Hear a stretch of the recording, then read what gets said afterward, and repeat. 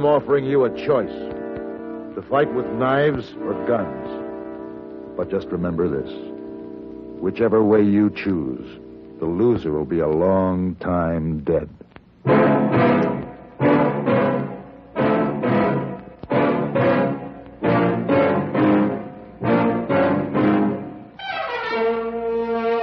Have Gun Will Travel. Starring Mr. John Dehner as Paladin. San Francisco, 1875. The Carlton Hotel. Headquarters of a man called Paladin.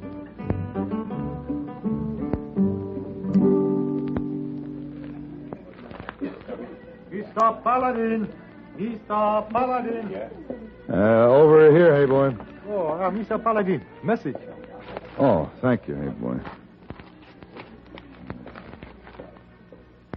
Mr. Paladin. Yes? Oh. How do you do? Badly. In the future, when you send a note to a lady, kindly instruct the waiter not to hand the note to the lady's companion. I apologize. Perhaps I can recompense you in some way? Mr. Webster want answer? Tell him my price is $1,000, hey boy. Madam, It caused me the most dreadful kind of embarrassment. Well, I am indeed sorry, madam. If you will allow I me already told him $1,000. He actually insisted that I was flirting with you across that entire dining room last night. It was ridiculous. You were the soul of decorum. Webster said what, hey boy? He turned red like a stove, but he said he paid. Oh, good. He forbade me to ever communicate with you again. That's bad. The gentleman is your husband? Certainly not. Well, that's good. But we'll have to show him, you and I, that absolutely nothing occurred to cause him to act this way. Of course. What time may I pick you up for dinner? 8 o'clock. Always a good hour. Until then. Oh, boy. What I tell Miss Webster? Oh, tell him I'll find out why 3 of his riders have been waylaid on open rangeland, and I'll do what I can for him. Oh, yes. Have gun will travel? Exactly.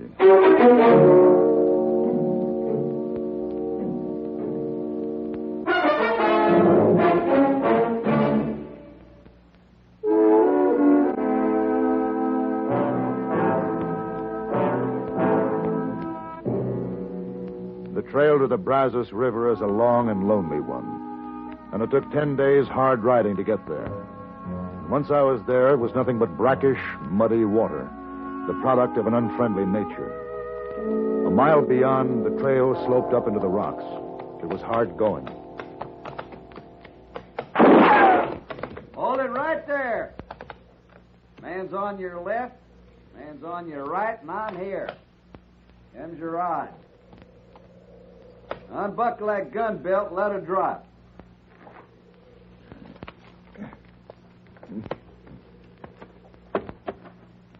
Climb down.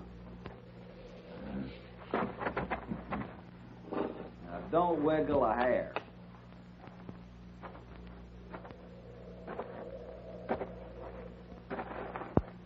Boys? Yes, sir.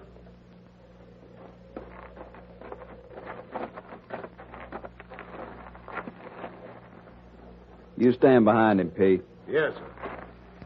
Mister, can you see that sign? Yeah. Then read it.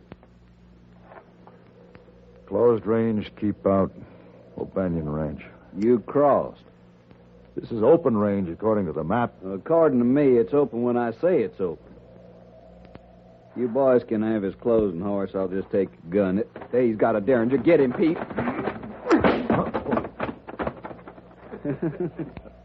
You don't talk so tall now, does he?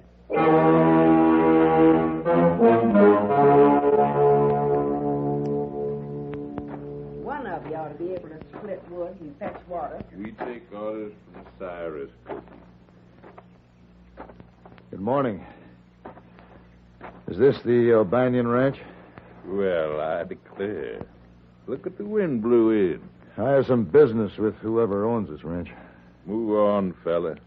Next ranch is 20 miles. No handouts here. I want to see the owner. Maybe we ought to let him see the owner if he takes a bath first. Owner here's kind of persnickety about dirt. You want to draw feet? Grab a hold. Get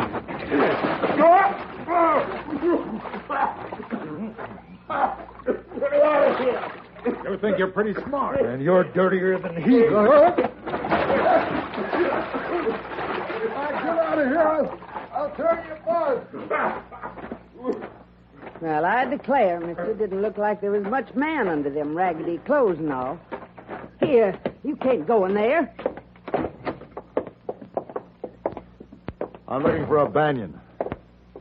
I'm Miss O'Banion. I own this ranch. I told him not to come in, Miss Margaret. Is this one of our men, Cookie? No, ma'am, just drifted in. I see. That's quite a collection of guns, miss.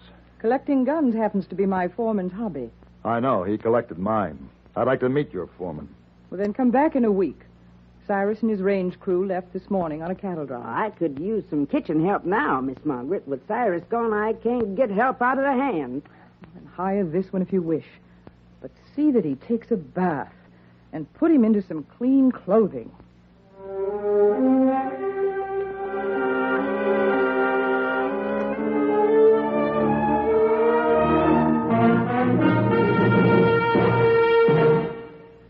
Say, let me put a question to you.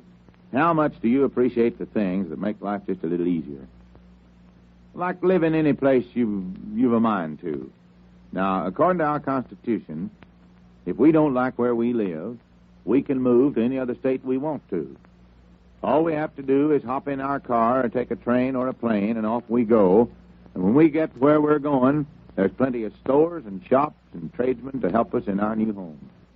But let's go back a spell to 1790 and see what happened then when folks got the urge to move. If you were living back then, you'd maybe pick up a copy of the Providence Gazette, and you read an article called Advice to American Farmers. It tells all about moving out west, which is western Pennsylvania and Ohio in 1790. It says if you're moving, you'd better take along some apple, peach, and garden seeds, a kettle for boiling, maple sap, and, of course, a gun and plenty of ammunition. You should also have a Bible. Other folks moving west in 1790 took along maple saplings to plant, or homemade tools they could use to build boats when they got there. Boats were about as important as horses in 1790.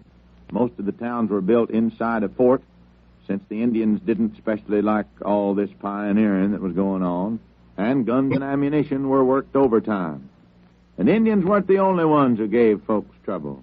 There was plenty of bear and wolves and other wild animals to keep folks on their toes. But somehow, in spite of all the fuss and bother of moving into a new community, folks in 1790 didn't complain. They just kept working and fighting, so living would be easier in the future. The future you're now protecting.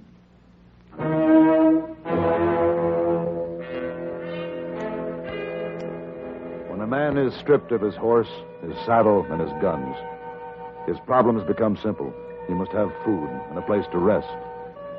Once those things are attained, he can go about the job of retrieving his lost property, even if the job of washing dishes and serving meals comes first. Here, you stay out of that stew. Well, a man can get mighty hungry around this place working in the kitchen. I've been watching you. You ain't no saddle bum. Just who are you, mister? Would you believe me if I told you I was the oldest son of an English nobleman? Well, not hardly. A little callus on your thumb there. Wouldn't be from a gun hammer, would it? It might, Cookie. You're here after someone or something? Tell me about the foreman, Cyrus. Hand me that other pot there. Cyrus runs the whole ranch for Miss Margaret. Has ever since the folks died. Why doesn't she run it? She's a lady. You could see that. Drinks tea and reads poetry books all day. You're still an O'Banion. Pouring them peeled potatoes. You know, Cookie, puzzles me. This kind of range should support thousands of head of cattle. On my way here, I didn't see 20 steers. Well, maybe you didn't look good. Cyrus does a good job for Miss Margaret. She don't have to turn a finger.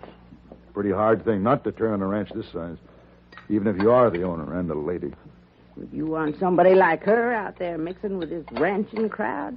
Like Jake and them others sitting outside now waiting to pay you back for dumping them in the trough? Or is somebody like her better off inside with her tea and poetry? Nothing wrong with tea and poetry, Cookie, but it's not a substitute for living. You carry your tray into her now. All right. And you be polite, you hear? All right.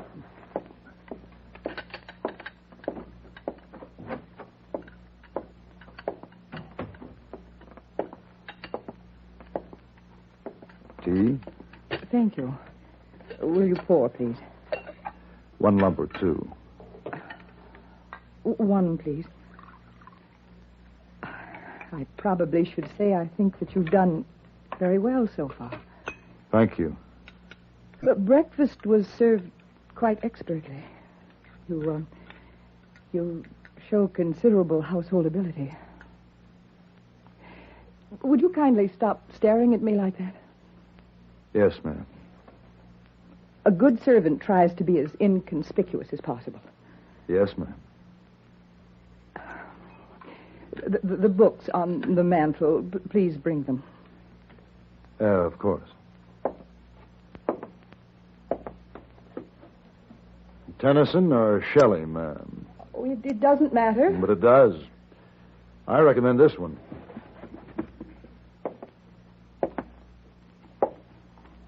Shakespeare. Oh, I think he's very common. In certain passages, maybe. He deals with common ideas, but in words of uncommon beauty. Really? And are you a poet? No, but I've read some.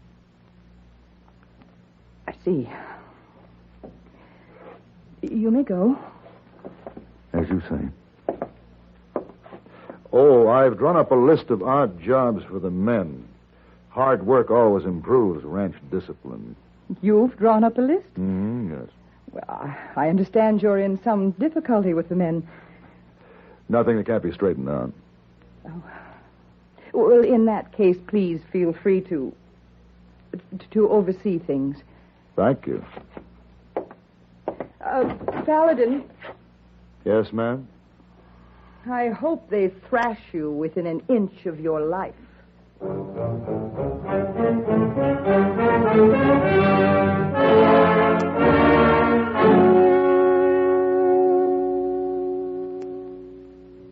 We'll be back to our show in just a minute, but first, this message. You know, our servicemen overseas have a wonderful opportunity to observe new customs and traditions. They find, too, that these ideas aren't so strange after all. For instance, take this business of tattooing. On some of the islands of the Pacific, the natives adorn themselves with tattoo marks indicating the group they belong to or the gods they worship.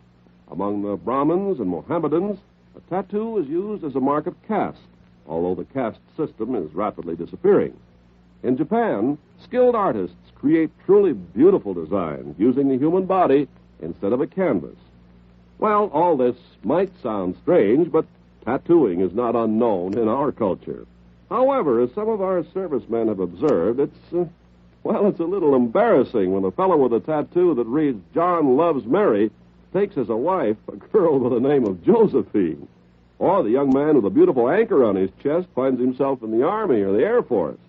From another standpoint, the beauty marks worn by some women of Western civilization are nothing more than a form of tattoo. And the same thing is true about other customs and traditions of all countries. The way of doing things may be different, but the ideals are the same.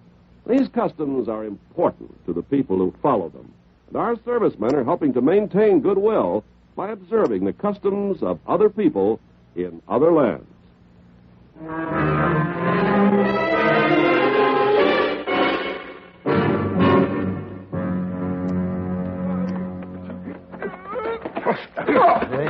No. Any of you others want to take it up? Not me. Oh. But all of you can get to work for a change. You. Cookie needs water. Hop to it. Yes. You. Firewood on the double. Half cord by sundown. You. In the barn. Curry those animals. Now, the rest of you, there's enough work for all hands around here. If you can't find any, let me know. I'll find it for you. Now, hop. What about me? You and I are going to check the feed and water conditions, Jake. Any objections? So long as I can't whop you, I'll ride with you.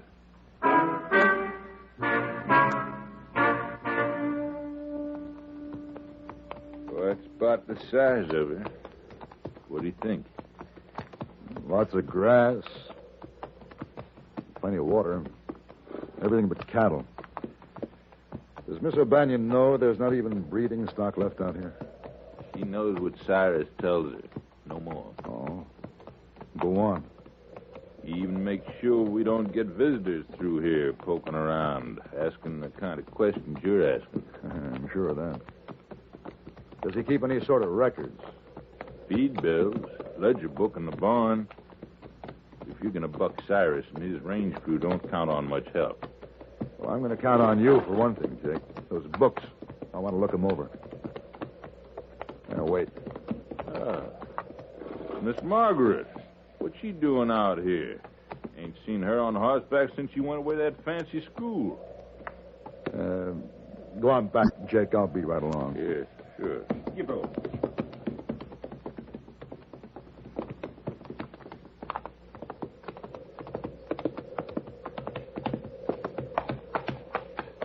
Oh, Mr. Paladin. Oh, I'm glad you happened along. My saddle seems I didn't happen along. What? You knew I was riding out here. You circled ahead to this point, then you dismounted, loosened the cinch here. Dare you speak to me that way? Well, it's time somebody spoke to you some way. What are you talking about? You. Now, this is the first time you've ridden your own ranch. I've never seen you look prettier. Even the breeches are becoming. A gentleman would never... You know, you ride very well. I suspect when your parents' backs were turned, you used to slide out the window and pick out a horse and ride bareback. Well, what if I did? And between embroidery practice and elocution lessons, you even dreamed about running your own ranch. Out here, that'd be normal for a boy or a girl. And I could run one, too. Then why don't you? Anyway, I wouldn't know where to start now. Then start by being honest. With yourself first. For example, why did you ride out here? What did you want? Honest? Yes. I wanted to come right up to you and say, stop calling me ma'am. I know you're not really hired help. You have a way of upsetting me every time that you walk into the room. That might be dangerous for a lady. You said to be honest. Well, I'm a woman, too. In a week, I intend to be 1,000 miles from here. Oh, Paladin. I think we'd better ride back, Miss O'Banion. We wouldn't want to get caught out here after dark, would we?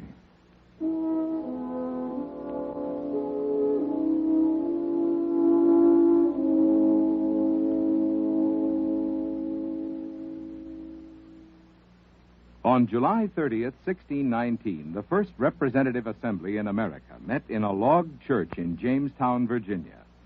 The small group of men who comprised the House of Burgesses were America's first lawmakers. Initially, the assembly had only one chamber.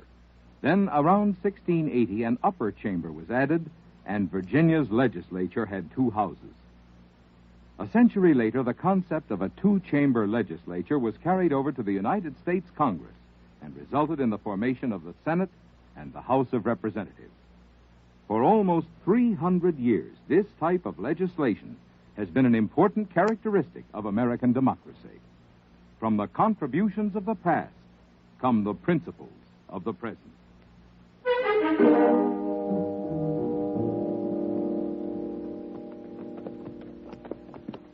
The ranch is pretty quiet.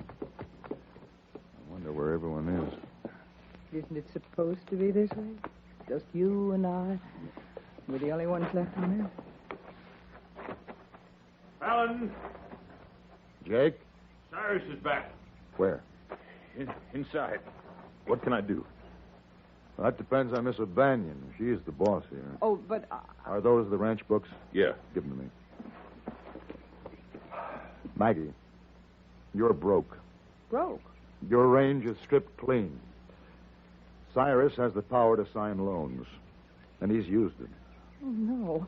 What'll I do? You'll help yourself or you'll lose the place. Well, Cyrus. I wondered where everybody was. I see you've been going to a lot of trouble. My books, huh? That's right. I wouldn't worry too much about them. See, what's to worry about are these notes I hold right here. Notes? That's what I was going to tell you. Cyrus obligated this ranch to several loans. Sold your cattle, pocketed the money, and used the money to buy the loan papers back. All I have to do is demand payment. Oh, and speaking of debts, mister, don't you owe me something from our first meeting? I was coming to that. Now, wait a minute. I just collect guns. I don't use them. Now, it's your move. Fine. It's just what I wanted you to do. Watch his knife, Mr. Paladin. And now it ain't murder, is it? Just self-defense. I'm going to cut you open like a pumpkin. Hold it. The next bullet won't be wasted on the air. Put that knife down or I'll kill you, Cyrus, right where you stand. I'd do it if I were you, Cyrus. Maggie O'Banion's taking over. The knife, Cyrus. Drop it. Now, those notes, please. You can't Yes, I can. Now, get off my property. She means what she says.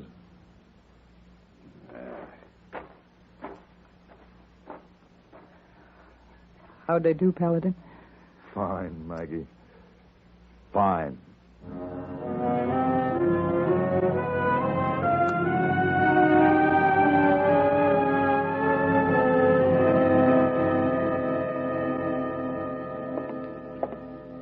What are you doing back in San Francisco? Waiting to see you. I think that's horrid. I just managed to get Roger straightened around to where he's decent to me again, and now you show up. Would you rather I left again? He's terribly difficult. What did we do the last time he became difficult? We went out to dinner and had a perfectly charming evening. Then may I suggest that we do the same thing again tonight? 8 o'clock is always a good hour. Until then, dear lady. Until then.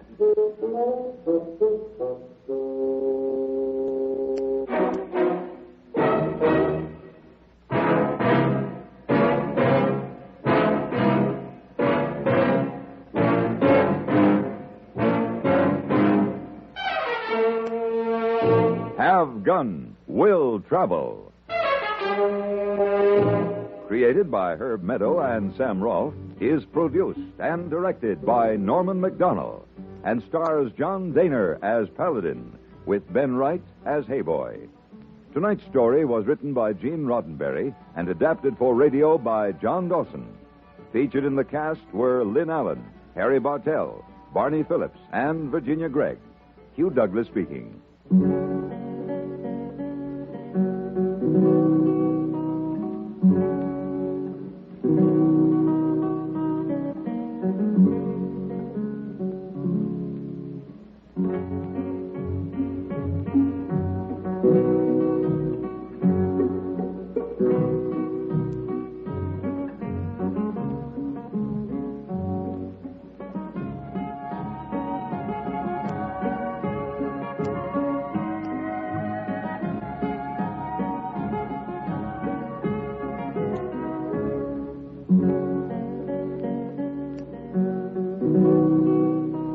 Have Gun, Will Travel is brought to you through the worldwide facilities of the Armed Forces Radio and Television Service.